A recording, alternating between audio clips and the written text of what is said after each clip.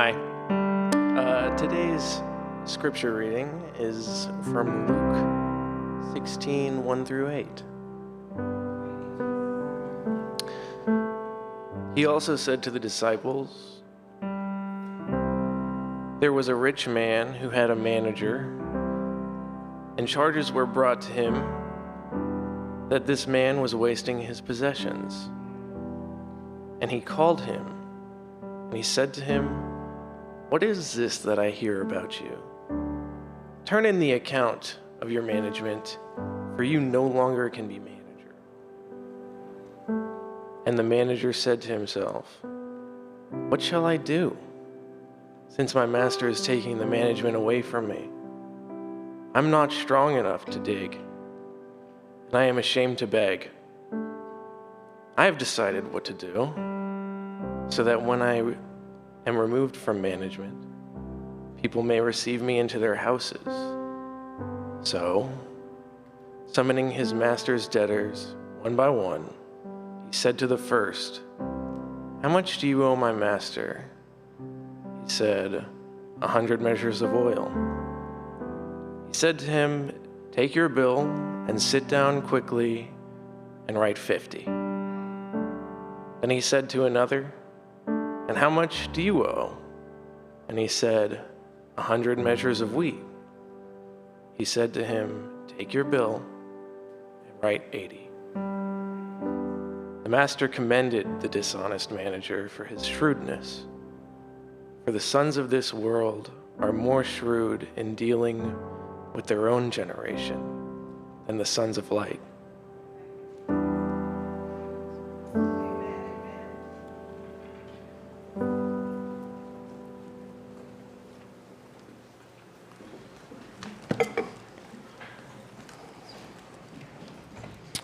Well, good morning. Welcome to Grace. My name is David Black. I'm the campus pastor here. And if we've not met, just want to say welcome. Something that we say here, and we mean it, is that we'd rather pursue God together than pretend that we have it all together. And so what that means for us is if you're exploring Jesus, if you got questions about Jesus, it's our hope that this would be a place where you could find other people in which to ask those questions to talk, to read, to learn, just to explore and take a step toward Jesus. If you are a follower of Jesus, it's our hope that this would be a place where you just find others who are following Jesus. And this is part of the gathering where we actually open up the Bible. We call it God's heart, and we see what his heart has to say to our heart. And so we've been doing that in a series just entitled Entrusted. And the very first week, we learned that all of us, all of life, can be summed up in the word stewardship. In fact, Jesus talked about that, and you can go back and listen to week one. But a steward, we said in week one, is just somebody who is responsible for someone else's stuff. And so we just said from the get-go, man, if God owns everything, and everything is his, and everything in this world has been given to us, and we, you and I, we are a steward of something. You're a steward of something.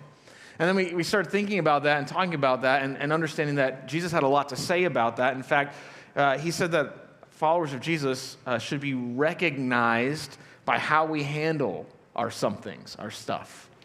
And so he began to unpack this. And this week is week 3 in that, and we're continuing our conversation.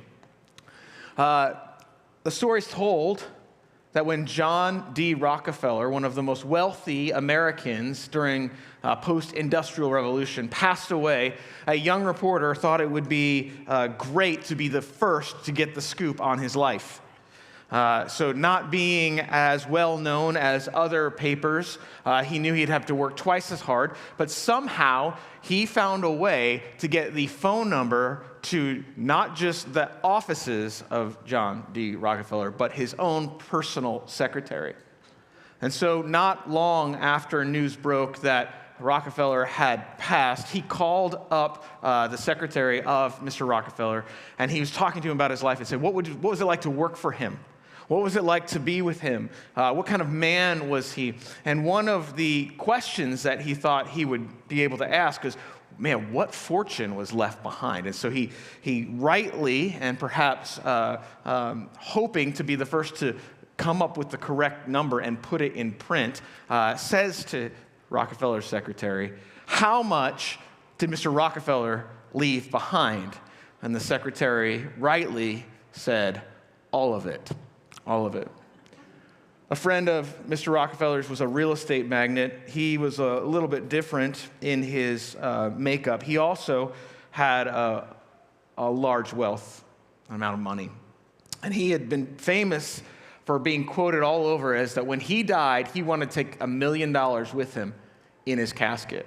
And so as you could imagine, people were like, wow, okay, that seems wasteful or lavish, but he thought it would be something said about his work and what he did. And so he actually had a casket designed specifically to be able to hold $1 million, and he put it in his will, and he told his family members, and he told his kids, and he says, when I die, someday I will leave this earth, but here's what I need. I want you to put $1 million into my casket and bury it with me. Now, you can imagine the complications that would arise if someone knew that there was $1 million in a cemetery in a casket somewhere, right? So no expense was spared when it came to how to create something that would be somewhat theft-proof and how mysterious of that location and that burial spot might be. Well, the time finally came, and he did pass away. And his children came to the casket somewhat empty-handed. In fact, people were wondering. It was well known that he had asked this request, and people were really questioning whether his children were going to honor this request. The widow of the man pulled out her checkbook and wrote $1 million on a piece of check and threw it into the casket. For those of you who don't know, a check is something that you can write that... Just kidding. That was never cashed, as you could imagine. You may have heard it said that you never see this image right here. You never see a hearse pulling a U-Haul because you can't take it with you. But what if you could? What if you could?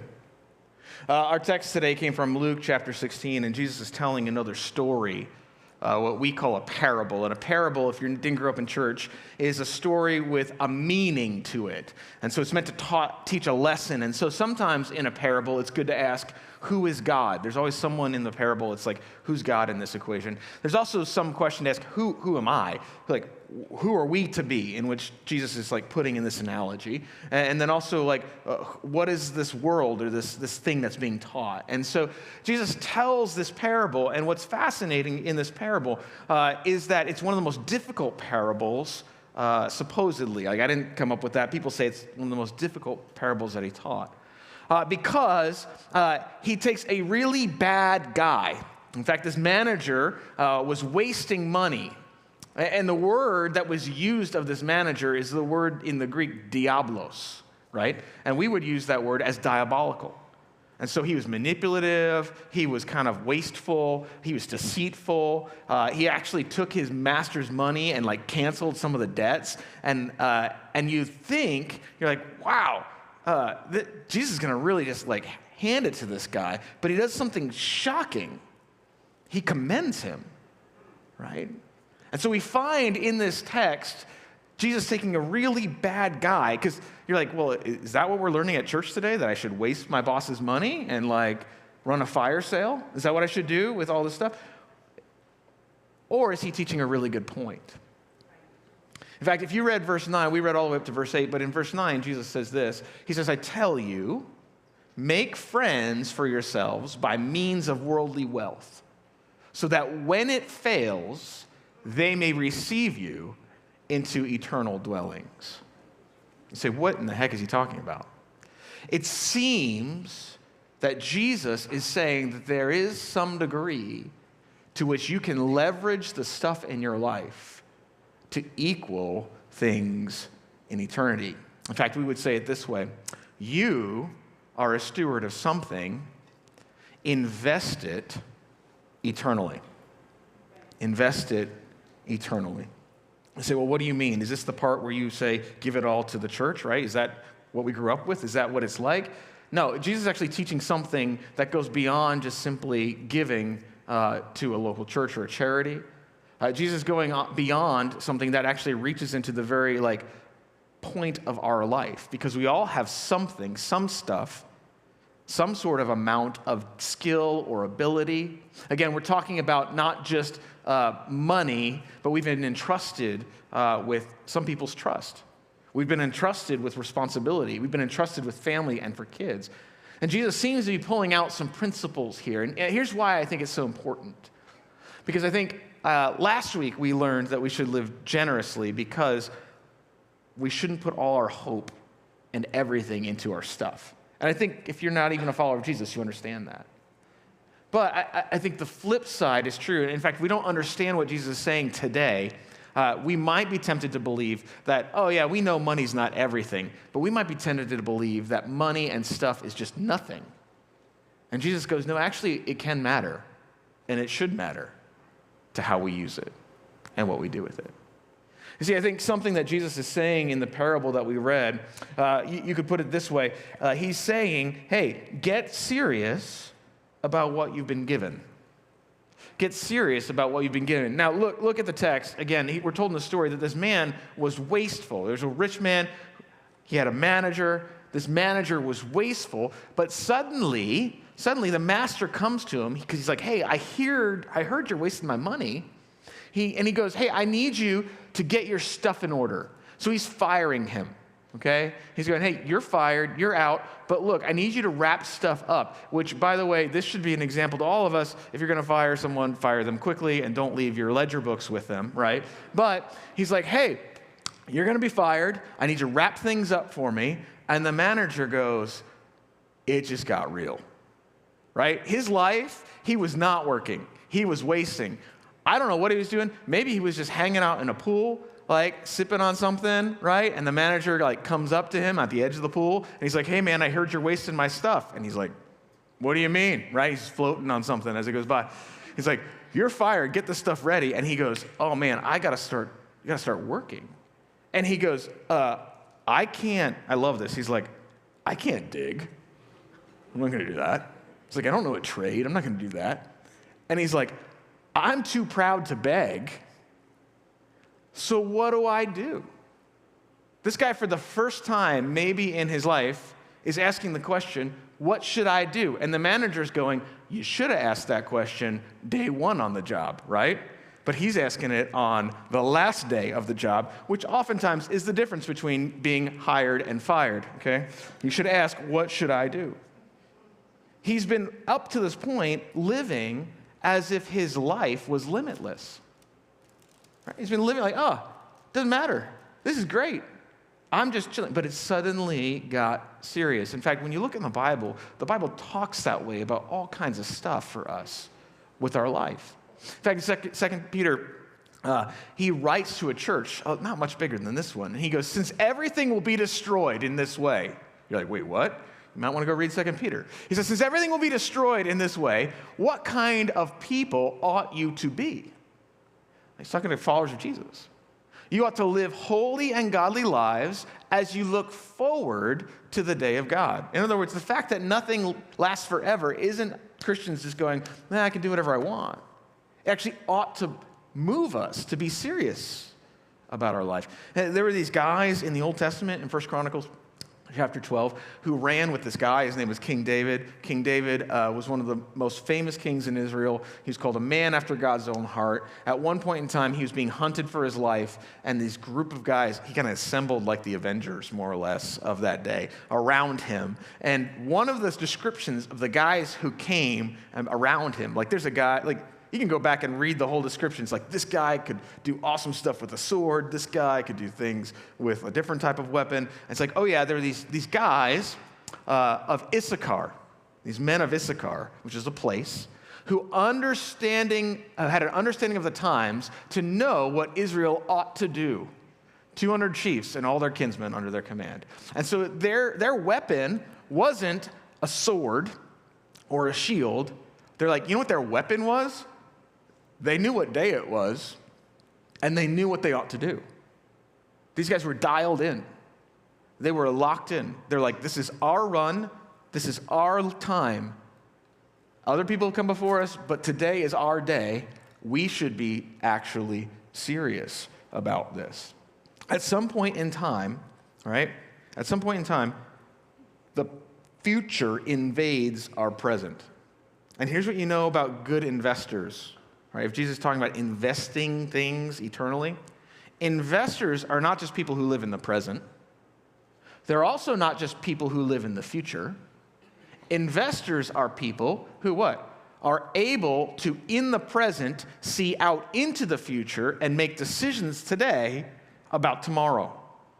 And suddenly, this guy has his world shortened and truncated to the point where he goes, I should think about tomorrow. What should I do?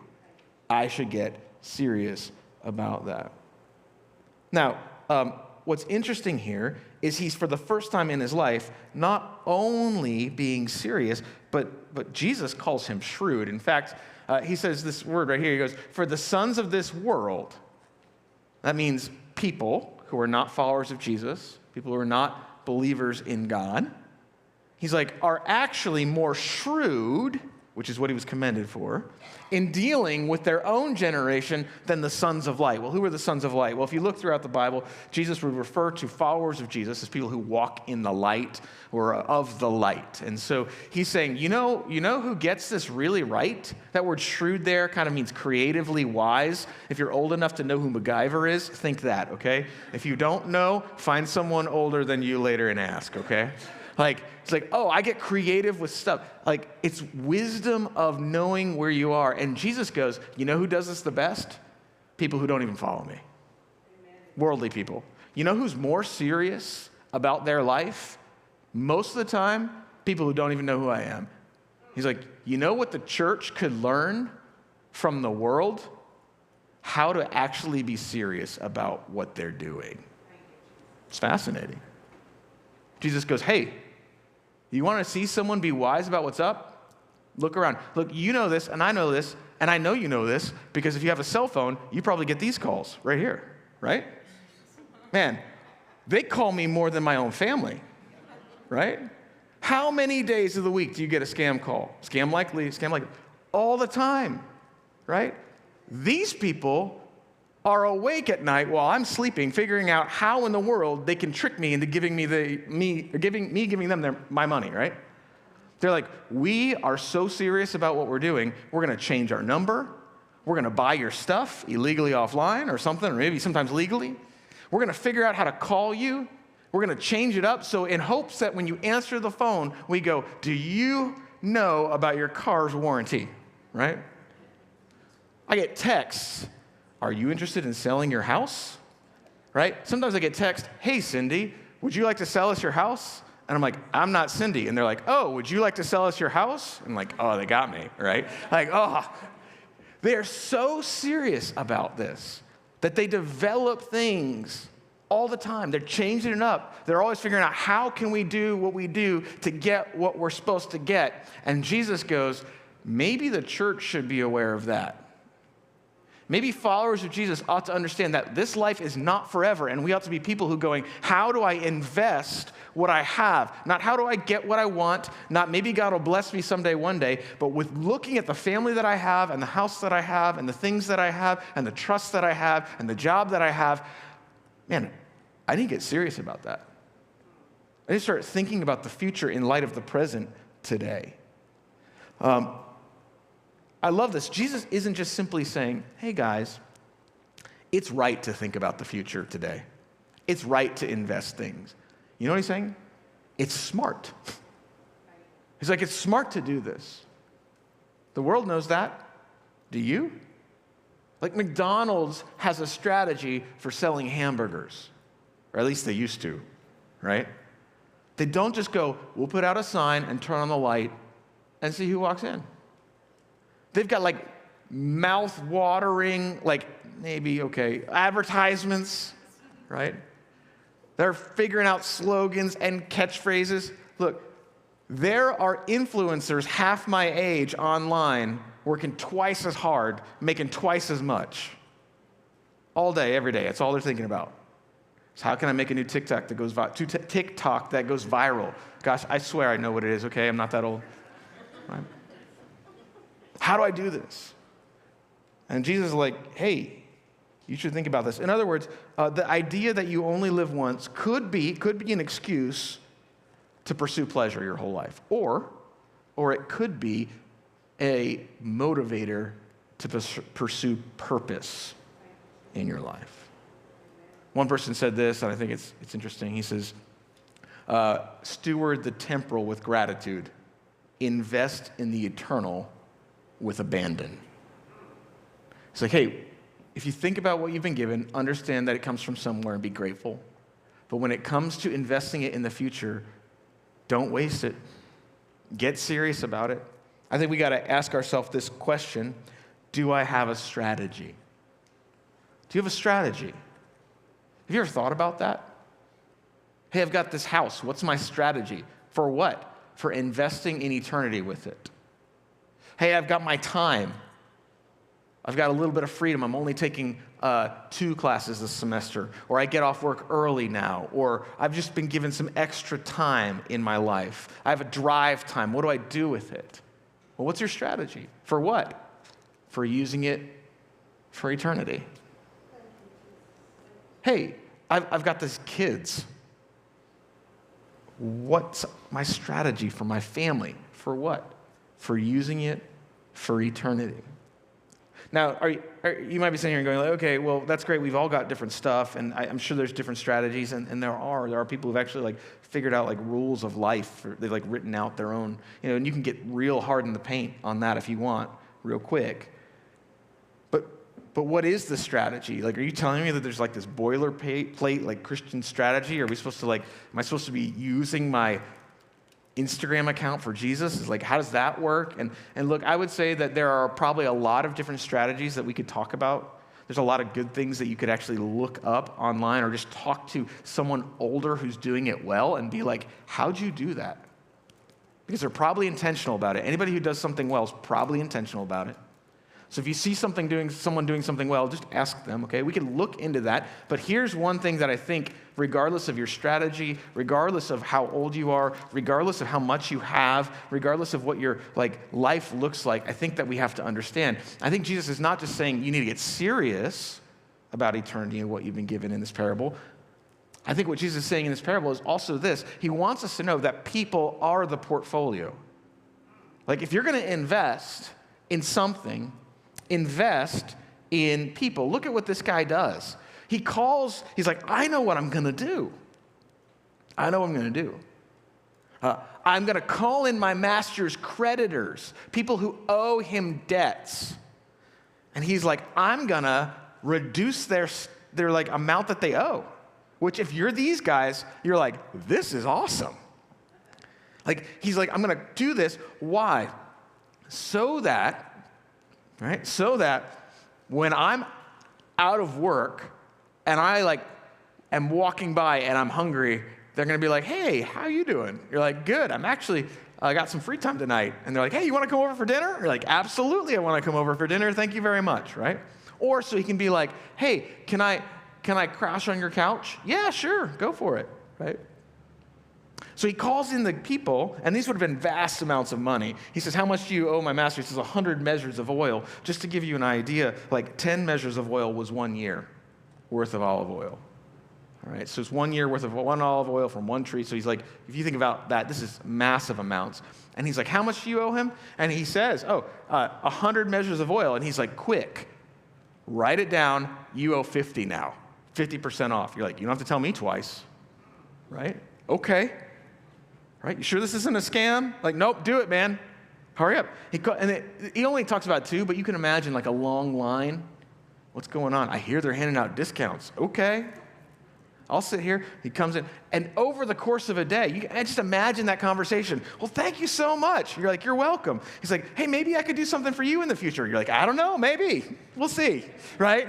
And he's doing this, and they're just like, this is fantastic. And he's using not even his own money. It's like, did you even learn your lesson, dude? He's like, you're not even using your own money, and he's doing it to ingratiate himself in the lives of people.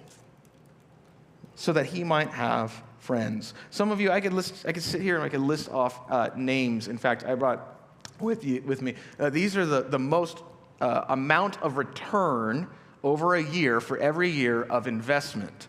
These are the names of those companies. And so if you can't see it because it's too small, you've got Netflix up here in 2013, 298% return on investment. Tesla in 2020, 753% return, or 43%. Chrysler, Fleetwood, Global Marine, Williams, I don't know what that is, I probably should. Qualcomm, Dell, Gap, that used to be a clothing store, it still is, I think.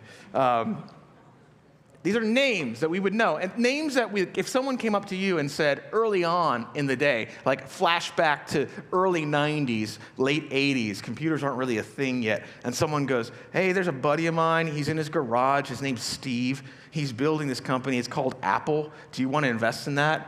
And you're like, it's a weird name. What's Steve like? He's really hard to work for, he's very particular, and he only wears black. You're like, I don't think I'm going to invest in that, right? You should have. Right? You're like, if you could go back in time and do that, like, I would love to do that. I would invest in these names and Apple. What God is saying and what Jesus is saying is like our portfolio actually should look more like this, right? It's the names of people. It's the names of people. These are top baby names over the years, okay?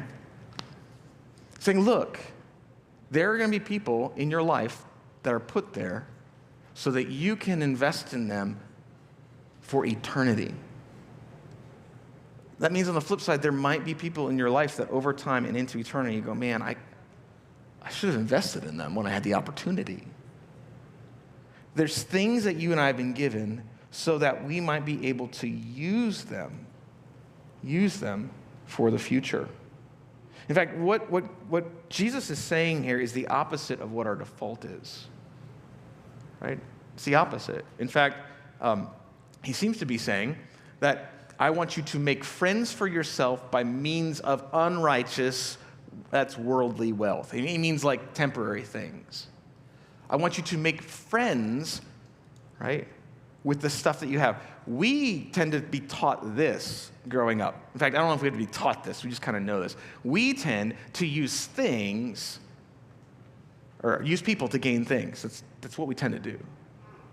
Like, okay, I've got people in my life, I can use them to like level up, whether that be followers or employees. Now, we don't say use them, right? We just say, hey, they're there, and they're there so that they could help advance me. And Jesus seems to be going, no. It's actually the opposite. I want you to use things so that you may gain people in your life for eternity. There's a movie based off of a real individual called Schindler's List. Oskar Schindler was a businessman inside Nazi Germany during the time of the Holocaust. And if you've not seen the movie, Oskar Schindler figures out a way to, by name, that's what it's called, list, pull people out of death row, more or less. People have been sentenced, specifically Jewish individuals, to die because they are Jewish. It's horrible. Pulls them out of that to work in his factory so that he might save them from death. At the end of the war, he's surrounded by those who he saved, his employees, more or less. And he has to flee because the Germans are getting closer, the people are going to run away, Allied forces are coming in, pressure's getting higher. And they give him a ring. They actually had made this ring and put an inscription inside of it from them saying, here, thank you so much for what you've done. And he has this moment, which is in this picture, where he has a breakdown because he gets given this ring and he starts to look around at all the faces. And if you know the scene, he goes, I could have done more. He says, I could have done more. I could have done more. He looks at the watch. This watch could have been somebody. He looks at the ring that he's like, this could have been 5 more people. 5 more people. Now, are they telling us that to make us feel guilty about our lives? No. In fact, people who invest like this, who understand people are what lasts for eternity, when they hear something like that, it's not a guilt. It's going, oh, I feel responsible. I feel responsible.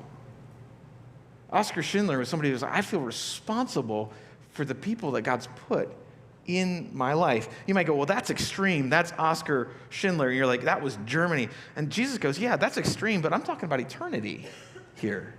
I'm talking about eternity. Now, unfortunately, we seldom think like this. In fact, most of the time, it takes a diagnosis for us to start thinking like this. And Jesus goes, I want you to think like this now. Right? In fact, most of us use the things that we've been given to kind of delay thinking about the future. Like, oh, I'm just going to use it to enjoy and put off the future and put off people. I don't need people for enjoyment or other things. I've got all this stuff. And Jesus goes, no. I've given it to you. So you can be serious about it and you can understand that people are the ones that last forever. Now, he's not just simply talking about stuff, is he? Because if we're talking about eternity, he's going, I want you to use worldly stuff for people for eternity. So at some point in time, he's talking about the gospel, which if you didn't grow up in church, that's the good news of Jesus. The fact that Jesus died the death that we should have died and deserved to die in our place. And he lived the life that we could not live perfectly. And on the cross, God goes, you get his life, and he takes your sin. And you're like, why should I believe that? Because in 3 days, he comes to life again. And you're like, okay, I see that. All right. And so if Jesus actually rose from the dead, then I should actually believe that he took my sin on himself. And he knew what he was talking about.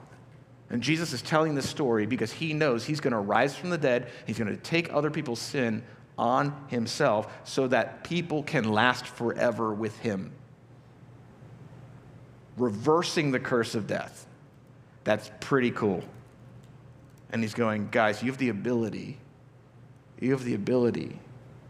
to take things that I give you and begin to use them for the gospel. Paul, talking about this, he was a tent maker, he was a missionary in the early church. He says, I become all things to all people, that by all means I might save some. Why are you doing that, Paul? I do it for the sake of the gospel, that I might share with them in its blessings. Paul was a tent maker. That means he made tents, right? Whether in the Greek or in English, it ports, right? You get that. He makes tents, and he did this so he could walk around in Roman-controlled territory and tell people about Jesus. Be like, Paul, those are some sweet tents. Thank you very much. Why are you doing this? So I can tell people about the Lord. Okay. Hey, that's a sweet house. Thanks. Why do you have it? So I can tell people about the Lord. Man, your kids are great. Today they are, but thanks. Why is that? Well, so we're just trying to be a family that tells people about Jesus. Hey, why are you using your time the way that you're using your time? Because I want to tell somebody somewhere about the good things that Jesus has done for me in hopes that they might not just see my time or see my house or see my family, but they might see Jesus. And that I might see them forever in eternity. Look, the people that are best at investment are like judo, like black belts, right? In judo, people use the force and the momentum of their opponent and they like turn it back around on them. And you're like, whoa, right? And I think sometimes investors are like that. You're like, how'd you do that? Like money comes to them and they go, like in the marketplace, money comes in and they're like, double the money. And you're like, whoa, how do you do that? And you're like, well, and it's simple to them, but for us, if you're not, you're like, can you teach me how to do that, right? And I think the same thing works when it comes to actually following Jesus and the best churches and the best missionaries. And it's not manipulation. It's just simply seeing opportunity and knowing how to use it. And so the people who are on mission for Jesus in other countries are going, how can I use what the culture is giving me and throwing at me to actually present the gospel in a way that's heard? As a church, we go, man, how do we use the time that we've been given and the place that we've been given and the people that we've been given in such a way that we can not just manipulate other people, not at all, but how do we take what we've been given and just go, let's use it as a platform for the goodness of Jesus so that other people might know him more. Writing about this, a guy named J.H. Hewitt wrote this, and I think it's interesting to just consider it. He said, the real measure of our wealth is how much we would be worth if we lost all our money. Like, if you really want to know how much you're worth in terms of eternity, it's kind of what he's getting at. If you took all your money, took all the time, took all your stuff away, are there people around you who are like, they've invested in me? Because they're the only things that last. Stuff doesn't last. Time definitely doesn't last. It speeds up. Right? Money doesn't last. Your job, as good as it is, or maybe as difficult as it is, it won't last forever. You're like, amen, right? Like, it doesn't last. But people do. People do. I think what's interesting is this guy was willing to rearrange his life, right? He called creditors in, and he's like, hey, I need you to renegotiate the contract. And they were like, okay, great. But he was willing to start renegotiating the contract in his life. And I think if we really start to believe that people are what lasts forever, it may cause us or require us to have to renegotiate the contract of our life and how we've set it up. It might mean calling your friends together and go, guys, I know we've been living this way, but I need to start living this way. It might be calling your family together and going, guys, I know we've been doing this, and it's good, and it's healthy for us, and God's given it to us. But guys, I'm going to cut that in half. Well, why are we doing that? Well, because we need to renegotiate my life. For most of us, this is midlife crisis because time gets real. And there's so much stuff that you meant to do that you didn't do, and you go, oh my goodness, I'm on the clock. And so this is why you see many people in your life, whether they follow Jesus or not, at midlife, they go, we're going to renegotiate the contract. I'm not going to work in an office anymore. I'm not going to put that much time into other people over my family at the expense of my family. People start they start cutting things and discounting things, and you're like, what's going on? How many times have you heard a sports person or a star stand up and say, I'm taking time away from the industry? Why are you doing that? To spend more time with my family. Right? Because somewhere along the line, they begin to understand, I've got to renegotiate something. You say, well, why in the world? That's hard. People aren't the best all the time, and I'm going to invest in them. How am I going to do that? Well, I think what we have to really understand is that this guy saw in the life at that moment, currency changed for him. In other words, he used to be all about profit when he's hanging out in the pool, misusing his master's money. And then he understood, I'm not going to have a job. And suddenly the currency that was profit is now what? People. That's what happened. It's like 50% discount. Don't you care about profit? Not anymore. I care about people. How much did he care about people before? He didn't, especially not his master. It changed. The currency changed. And Jesus goes, if you're a follower of me, the currency changes in your life. And things begin to happen. You see, not only is he going, hey, you need to be serious about what you've been given. Not only is he saying, hey, people are the portfolio, but I wrote this down, that when it comes to followers of Jesus, when it comes to investing eternally, we get serious about what we've been given. People are the portfolio. We plan a different party. We plan a different party. You say, what in the world are you talking? Is this about the election? No, it's not about the election, okay? What is he talking about? Well, it says here in this text, next, notice, it says, and I tell you, these are words of Jesus, I tell you, make friends of yourself by means of worldly wealth, so that when it fails, they may receive you into eternal dwellings. Notice, he's going, I want you to take the things on earth, and I want you to turn them into things in eternity. Listen, everybody who lives is planning for some party, okay? Whether you know it or not, you're planning for a party. It's either here, right, or it's there. And can it be both? Yeah, okay, it can be a little both too. But what he's saying is that while most of us are concerned with my life here and my name here and my success now, he's going, there's a element to this investment of what I've given you that good stewards think about not how great of a party can I throw next weekend, but what's the party going to be like in eternity when I get there? There's a different destination in mind. A famous comedian said, I plan to live forever, so far so good, right? Now that's kind of funny and you kind of see what he means there. But for followers of Jesus, he's almost going like, that's kind of true. He's like, are you planning to live forever? And I don't mean like in a bunker in the backyard with a stockpile of food. That's not what I'm talking about. He's like talking about one day, someday, when everything that we see is gone, are your plans today with that in mind? Talking to people, he's talking to a pastor who pastored people who had a lot of money. The Apostle Paul, that tent maker guy, says, hey, Timothy, who is the pastor, here's what I want you to do. Command those who are rich in this present world not to be arrogant in order to put their hope in wealth. And you're like, that's right, Paul. Timothy, you tell those rich people, don't put your hope in wealth. And then he goes, command them to do good and to be rich in good deeds and to be generous and willing to share.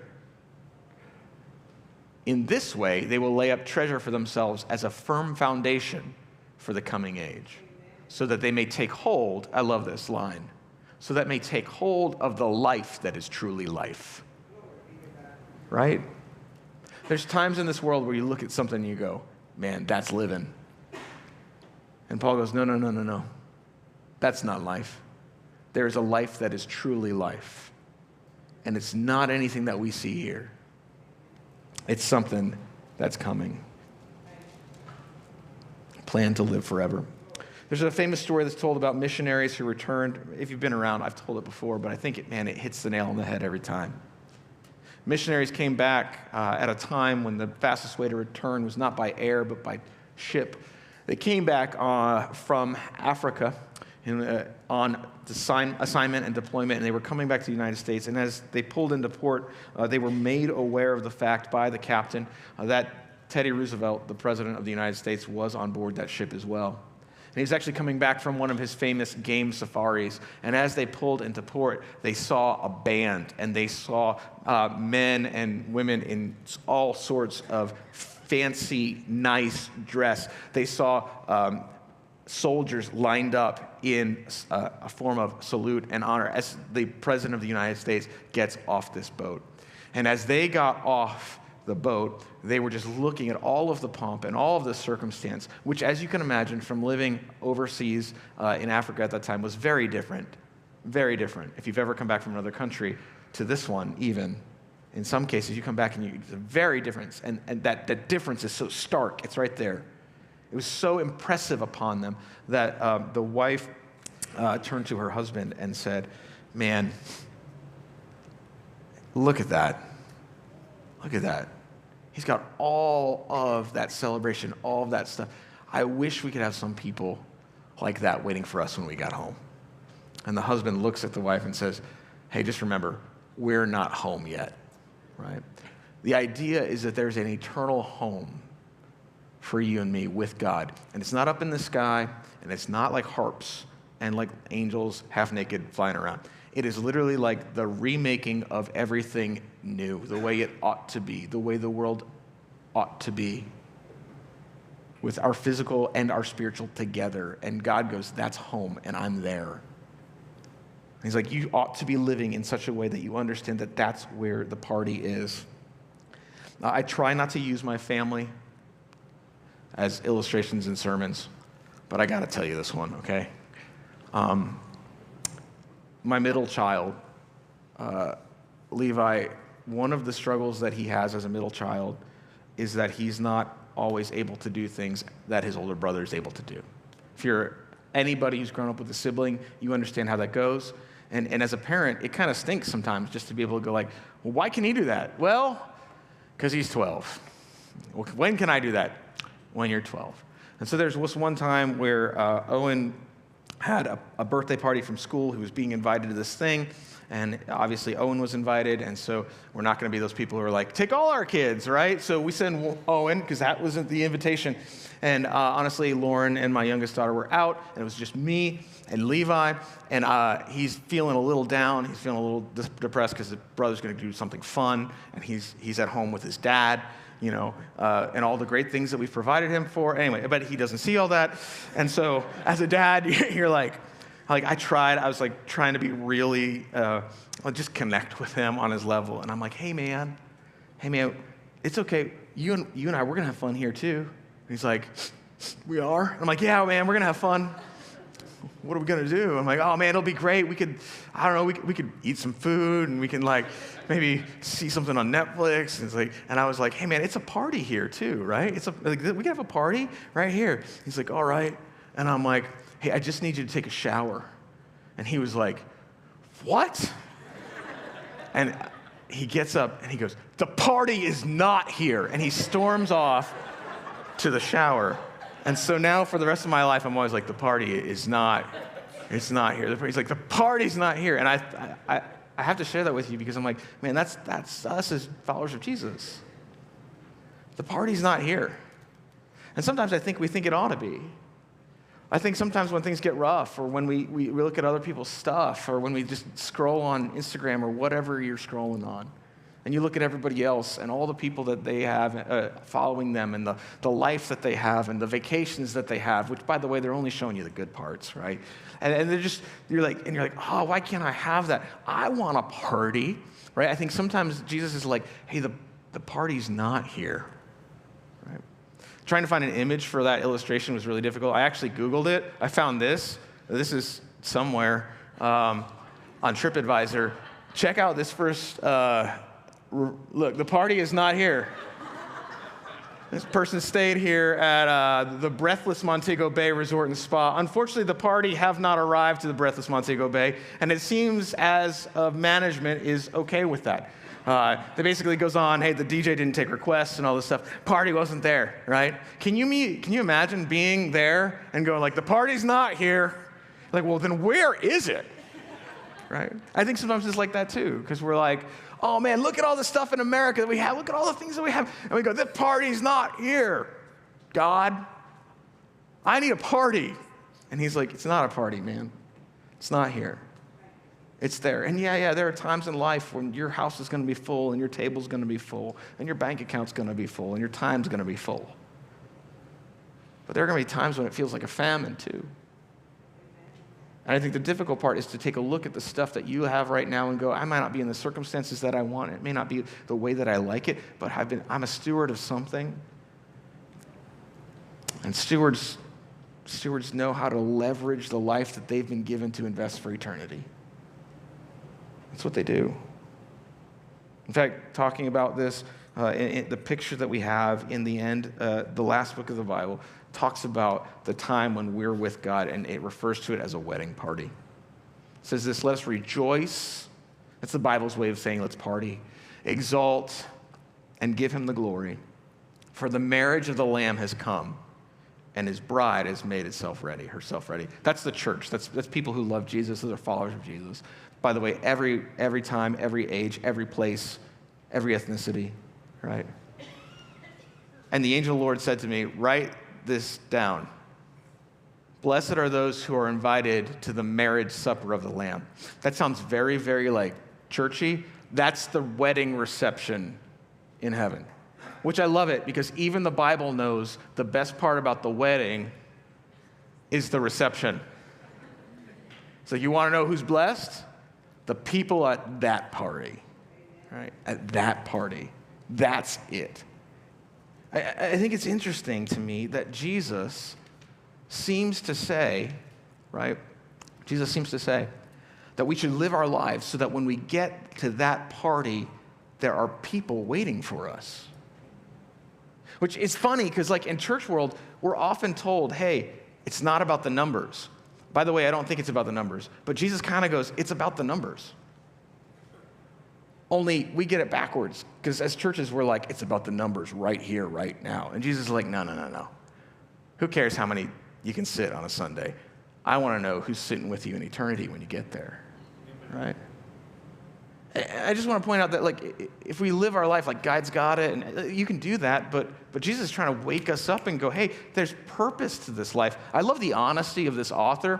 This is author Justin Bryan. He wrote this: if I only sold one copy of my next book, but that one reader had a deep, profound, and abiding experience with the book, fundamentally changing the way they see the world, that would suck. You see what he's saying? He's an author. He's like, I wrote this book so that lots of people could read it. Well, what if one person was changed by it? He's like, I hope more than one person buys the book. There's a sense in which Jesus is kind of going, guys, I know that I'm dying on the cross, and it does mean that I would do it, even if it was for one person. He does leave the 99 and pursues the one. But there's a sense in which Jesus goes, I am doing this so that the world may know me, and so that people from everywhere would be present with me in the life to come. That's what he says. And I tell you, make friends for yourself by means of unrighteous, what? Worldly wealth, so that when, not if, when it fails, they may receive you into eternal dwellings. He's going, this isn't economic forecasting, right? You know what the difference between a crazy investment and a good investment is? The future economy. You're like, that's crazy. But 2 seconds later, if the market changes, wow, you're a genius, right? Jesus is going, let me give you some economic forecasting that you can bank on. Everything's going to fail in this world. You know what won't? My words and what I do with my life for people. So use that. Writing about this, a famous cricket player who was a millionaire. When he was 23, he left his life of fame to go be a missionary. He wrote this: only one life will soon be passed. Only what's done for Christ will last. Right? Look, how can Jesus say this? How can you stand up there and tell me to take what I have and liquidate it or leverage it for eternity? That's going to cost. That's not going to be as awesome as other people. That's going to be difficult. How can you say that? And I would just simply say, yeah, I get it, but whose party is it? Whose party is it? It's not my party. It's not your party. Whose party is it? It's the party, the wedding supper of the Lamb.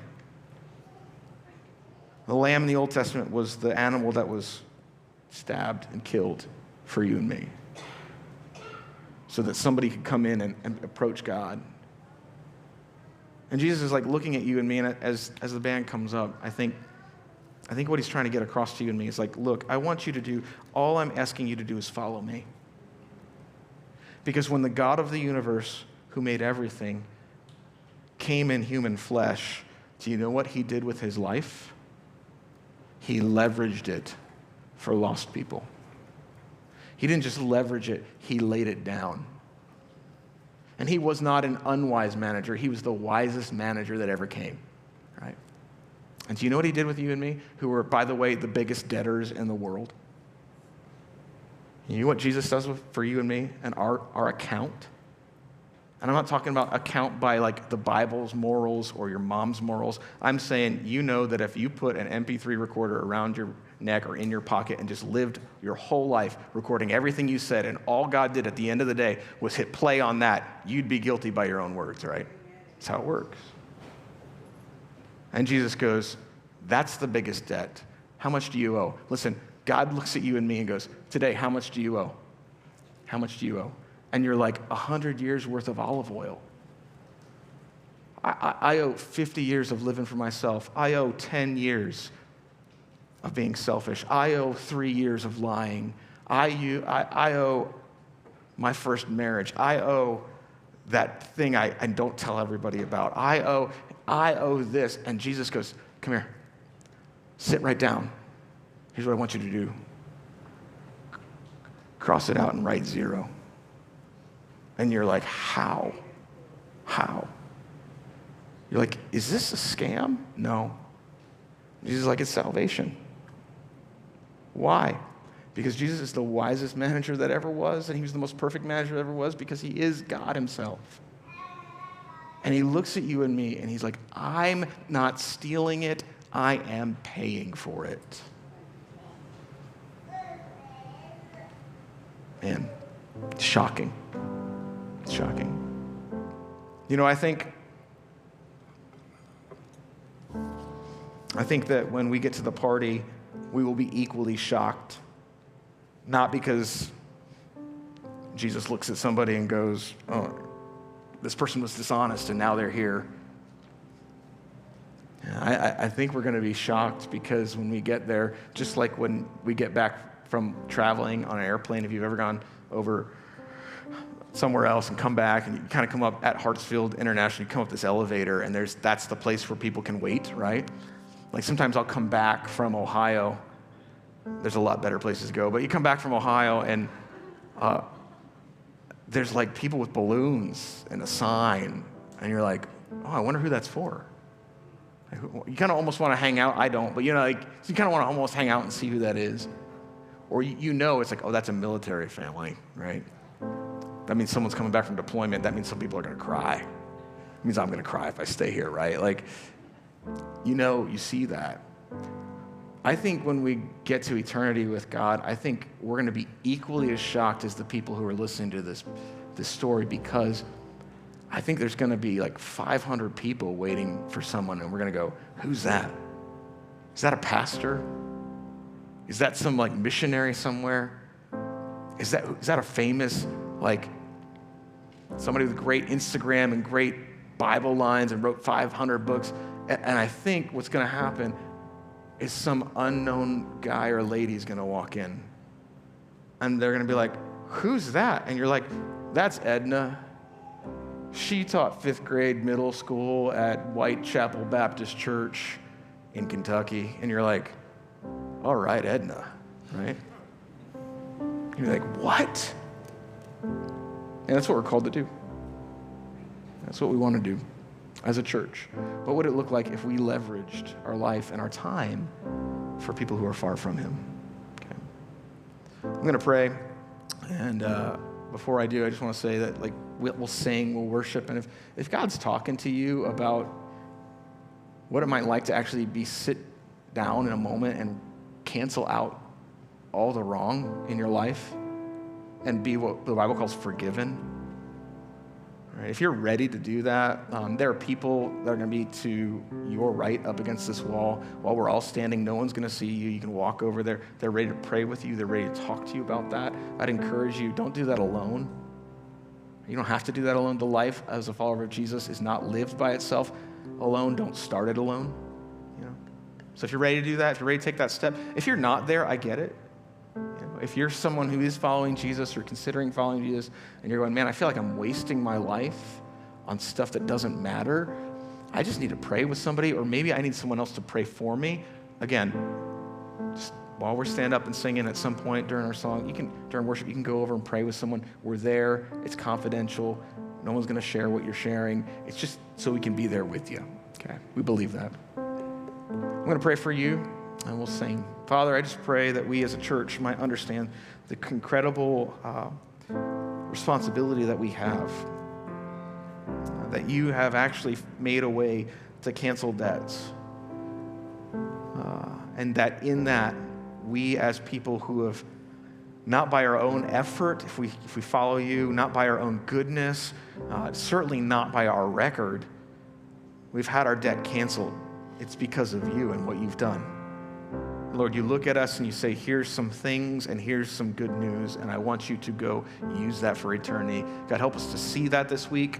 Lord, for those of us who have been praying for people in our lives, that God might give us an easy, accessible time to do that. God, would that happen this week? Would you show us where we can take the things in our life and use them for you? Maybe it means that we're renegotiating this week with our family or with our time, or God, just show us how we can be wise and serious. Thank you, Father, for being serious about our sin. When we weren't, you were. You're serious enough to know that It matters. Thank you for dying for us. God, use this church and this place and this people and our campus. Use our time here for eternity. In Jesus' name we pray. Amen.